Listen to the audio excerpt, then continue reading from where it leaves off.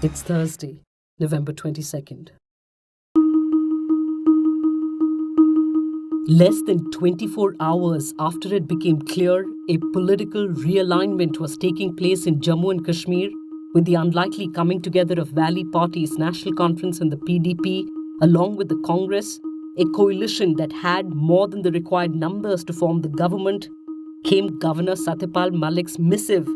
The Jammu and Kashmir Assembly, he said, has been dissolved. Interestingly, the governor's move came just after Mehbooba Mufti tweeted the letter staking claim to form the government. She said, "Have been trying to send this letter to Raj Bhavan. Strangely, the fax is not received. Tried to contact His Excellency Governor on the phone. Not available. Hope you see it." Sending the letter also by mail. Rival-turned-ally National Conference leader Omar Abdullah tweeted, "Jammu and Kashmir Raj Bhavan needs a new fax machine urgently." Minutes later, as news of the dissolution was conveyed, Omar Abdullah questioned the timing of the move. Jammu and Kashmir National Conference has been pressing for assembly dissolution for 5 months now. It cannot be a coincidence that within minutes of Mehbooba Mufti Sahiba's letter staking claim, the order to dissolve the assembly suddenly appears. Now, the developments of the last few days will help you understand Wednesday's late-night political drama better.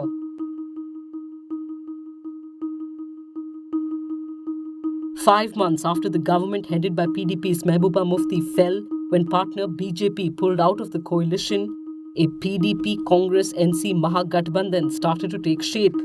Now, this coming together was prompted, reportedly to thwart the efforts that were underway to prop up a government headed by separatist-turned-mainstream politician Sajjad Lone's People's Conference, which has only 2 MLAs, but which would be banking on the support of 25 legislators of the BJP. They would have fallen short of the required majority of 44, which was sought to be made by splitting the PDP, which has been facing internal troubles. In fact, People's Democratic Party co-founder and senior leader Muzaffar Hussain Beg in a press conference had revealed that he was considering quitting the party and joining the third front led by Sajjad Lone if it takes shape in the coming days. To prevent such a formation, PDP had been in talks with the Congress and rival National Conference. Incidentally, Sajjad Lone also reportedly staked claim to form the government around the time Mehbooba Mufti did. Earlier this month, the highly decomposed bodies of 23-year-old Nandesh and 21-year-old Swati, their arms and legs bound, were recovered from the Kaveri River in Karnataka's Mandya district. The police have arrested Swati's father and her uncles.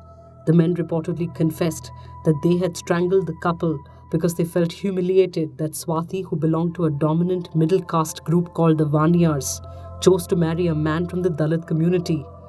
The couple, originally from Tamil Nadu, moved to Hosur, Karnataka after they got married. Swati's relatives confessed to the police that they had deceived the couple by telling them the family had accepted their relationship and wanted to organize a ceremony in the village. Instead, they were led to Shimsha in Mandya district, where they were strangled and thrown into the Kaveri. Nandesh, suspecting that something was amiss, had in fact attempted to send out an SOS to Sanjay Patel, the owner of the tile shop he worked at. On Sunday, November 11th, Sanjay Patel received a WhatsApp message from Nandesh that said, "Anna, kidnap na Kanakapura. Brother, kidnap, I am in Kanakapura." Nandesh seemed to have been attempting to alert his employer and his family that he and Swati had been abducted and that he was in Kanakapura, nearly 80 kilometers from Mandya. Patel only saw the message when he woke up the next morning. Killings related to intercaste marriages are not uncommon in the state. More than 180 such cases have been recorded in Tamil Nadu over the past 3 years by Evidence, a human rights organization in Madurai. Activists say that Dalits marrying members of an upper caste is not a new phenomenon in the state. The difference, though, is that in earlier times, disapproving families would simply ostracize the couple. There might be unease, dislike, but the murderous fury that we see now, I don't remember that is how it was even 2 decades ago, says V. Geeta, a Chennai-based historian and feminist. Rights activists in the state have been demanding a separate law to tackle intercaste murders.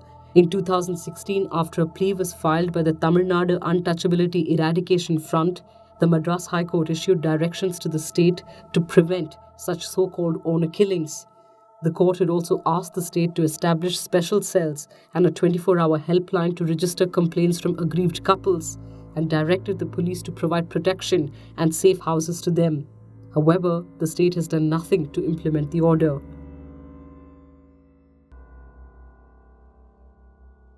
Actor Alok Nath has been charged with rape.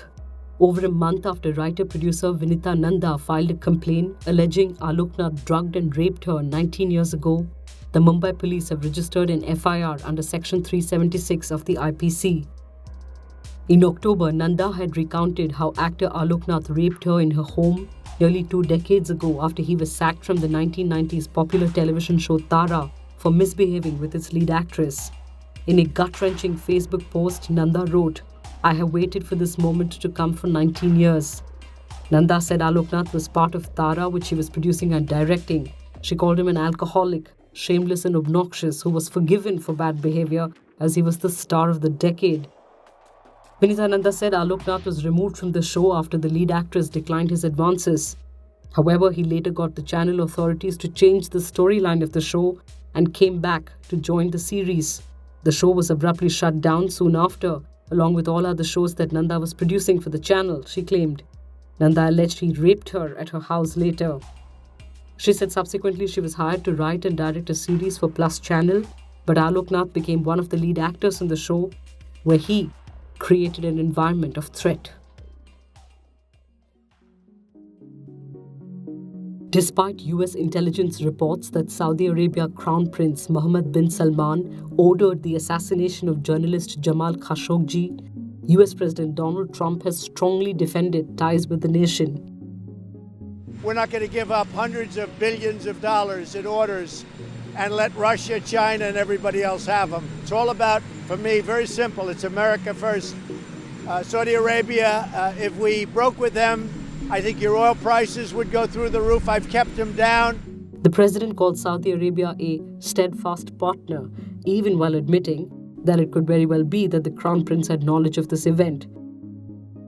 Trump's statement is a clear indication of the White House's foreign policy priorities: $450 billion of Saudi investment in the United States, oil deals with the country, and leverage in the region, especially against Iran, a tirade against whom the president chose to begin his statement with. The president said he had initiated sanctions against 17 members identified by Saudi Arabia as chief conspirators in the case and asserted no further action was required. Senior Saudi journalist Jamal Khashoggi, who had been living in self-imposed exile in the United States since 2017, was a prominent critic of the kingdom. Khashoggi was last seen on the 2nd of October entering the Saudi consulate in Istanbul, where he was allegedly killed and dismembered by a 15-member hit team.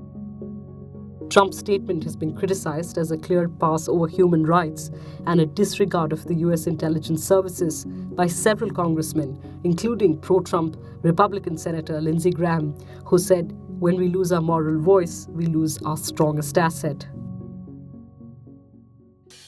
And finally, remember all those films in which the hero breaks through airport barriers, slips past security checks, and dashes across the tarmac to win his lady love flying away to separation? Well, Bali had its Bollywood moment, where a woman literally chased after a plane instead of waiting for the next flight out.